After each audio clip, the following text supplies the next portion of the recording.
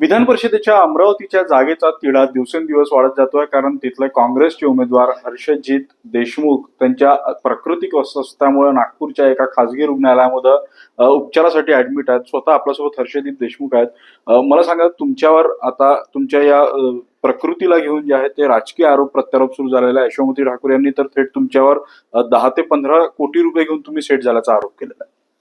सर्वप्रथम तर प्रकृतीच्या कारणाने मी हॉस्पिटलमध्ये ॲडमिट असताना, माझ्याशी काही चर्चा न करताना, मला भेटायला न येताना, परस्पर स्वतः काहीही विचार करून एकदम बिनबुडाचे निराधार चुकीचे आरोप करणं म्हणजे फार लाजिरवाणी गोष्ट आहे.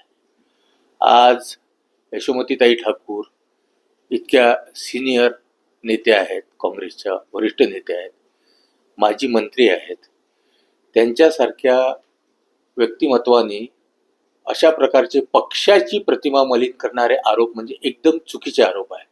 कारण त्या स्वतः काँग्रेस पक्षाच्या आहे. मी भारतीय राष्ट्रीय काँग्रेस पक्षाचा उमेदवार आहो. विधान परिषद अमरावती मतदारसंघातून आम्ही सगळे, माझ्यासाठी ते लोक सहकार्य करून निवडणूक लढवत आहे. आणि तब्येतीच्या कारणास्तव मी 3 दिवस अमरावतीतून बाहेर पडून त्याच्या आधी 4 दिवस मी प्रचार दौरा केला. चिखलदरा, अचलपूर, अंजनगाव, तिवसाचे लोक मला भेटून गेले. अमरावती महानगरपालिकेच्या नगरसेवकांची माझी मीटिंग झाली. हे सगळं कार्य करत असताना काही तब्येतीच्या कारणाने मी नागपुरात आलो आणि डिजिटल माध्यमातून पुढे जाण्यासाठी इथे त्या अरेंजमेंट्स केल्या मी नागपुरात येऊन. आणि प्रकृतीची अस्वस्थता वाटल्यामुळे अमरावतीला जातानाच मला प्रॉब्लेम झाला. तर मी हॉस्पिटलमध्ये आलो आणि डॉक्टरच्या सल्ल्यानुसार हॉस्पिटलमध्ये ॲडमिट झालो. आणि मी ICU मध्ये काल इंटरव्ह्यू नाही दिले. सगळ्यात पहिले त्यांनी आरोप केला की ICU मधून उमेदवार इंटरव्ह्यू देतो आहे, प्रतिक्रिया देतो आहे. हे एकदम चुकीचं आहे. तुम्ही लोक काल आले होते तर तुम्ही लोक ICU नाही, या माझ्या हीच रूम आहे माझी पहिल्या दिवसापासून, 539 विवेका हॉस्पिटल, इथे तुम्ही आले आणि इथे तुम्ही माझे इंटरव्ह्यू घेतले. तर हा पहिला म्हणजे त्या मला भेटायलाही नाही आल्या, कॉलही नाही केल्या. त्यांच्यामुळे त्यांना परिस्थिती ऍक्च्युअली विवेकाची माहीतच नाही, माझी तब्येत कशी आहे याची विचारपूस नाही. आणि कोणताही वरिष्ठ नेता काँग्रेसचा अमरावतीतील, फक्त वीरेंद्रभाऊ जगताप माजी आमदार धामणगाव चांदूर रेल्वे मतदारसंघाचे, मला भेटायला आले. त्यांनी फोनवर अनिरुद्ध उर्फ बबलू भाऊ देशमुख, जे जिल्हाध्यक्ष आहे अमरावतीचे काँग्रेसचे, त्यांच्याशी माझी चर्चा करून दिली. ह्या सगळ्या गोष्टी घडत असताना ताईंचा मला साधा एक कॉल नाही, एक व्हिजिट नाही, माझी विचारपूस नाही. आणि परस्पर मी पळून गेलो, 15-20 करोड घेतले, अशा प्रकारचे आरोप करत आहे.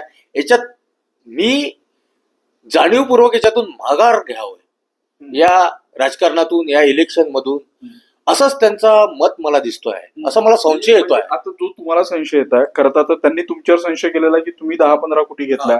आता तुमचा नेमका संशय काय? तुम्ही पैसे घेतले आहे की यशोमती त्यांचा काही याच्या मागे तुम्हाला उद्देश वाटतो? नाही, पैशाचा तर व्यवहाराचा प्रश्नच नाही.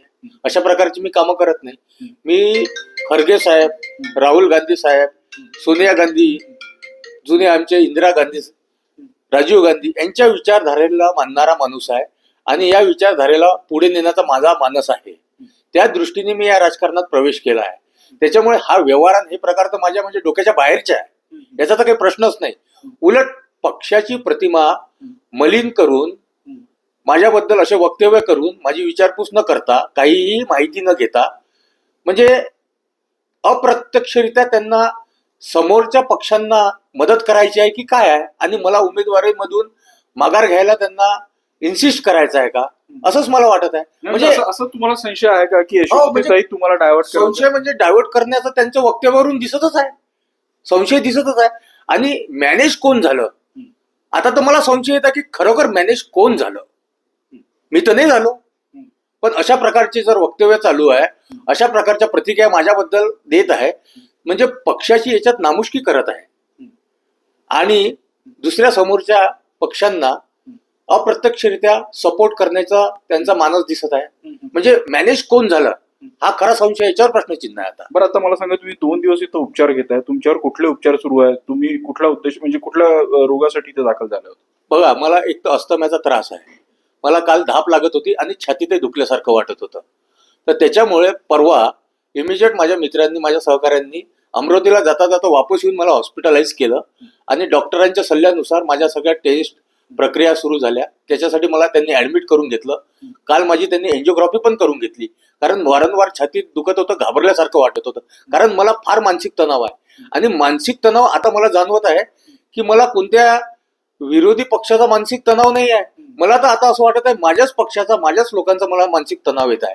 आता माझ्या पक्षाचे 4 नेत्यांचे मी नाव घेतो, ज्यांचा मला एकदम मान सन्मान आहे. जसं बबलू भाऊ देशमुख, वीरेंद्र भाऊ जगताप, डॉक्टर सुनील भाऊ देशमुख, त्याच्यानंतर तुमचे बळवंतराव वानखळे खासदार.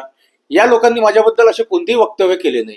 हा, काही गोष्टी आहे मी प्रचारातून नाही आहे याबद्दल त्यांनी बोलले मला, पण असे चुकीचे वक्तव्य केले नाही. फक्त एकट्या ताई हे असे वक्तव्य करत आहे, त्याच्यामुळे मला संशय येत आहे की खरोखर कोण माझ्यासोबत आहे आणि कोण माझ्यासोबत नाही. जाणीवपूर्वक मला या प्रचारातून, या उमेदवारातून माघार घेण्यासाठी हे षडयंत्र तर नाही आहे का? बरं, मला सांगा, आता काँग्रेसनं अशी तयारी केल्याची माहिती आहे की वंचितला पाठिंबा द्यायचा, तुम्हाला या रिंगणातून मागे घ्यायचं. जर अशी भूमिका काँग्रेस पक्षाने घेतली तर तुमची काय भूमिका असेल? तुम्ही तुमच्या वरिष्ठांच्या कानावर ही सगळी माहिती टाकणार आहात? बघा, मी अजूनही याच्यातून माघार घेतलेली नाही आहे. वारंवार मला हा प्रश्न विचारला जातो आहे. माझं डिजिटल माध्यमातून लोकांपर्यंत, मतदारांपर्यंत पोहोचण्याचं कार्य चालू आहे. तब्येतीच्या कारणाने मी इथे आहे. तब्येत चांगली असताना मी 4-5 दौरे करून आलेलो आहे, संपर्क केला आहे, लोकांच्या भेटीगाठी घेतल्या आहे, त्यांना विनंती केली आहे मतदानासाठी. आणि इथे आता तब्येतीच्या कारणाने असल्यामुळे फक्त माझा आता प्रचार तिथे बंद आहे, पण माध्यमातून, डिजिटलच्या माध्यमातून चालू आहे, आणि मी कोणतीही माघार घेतलेली नाही.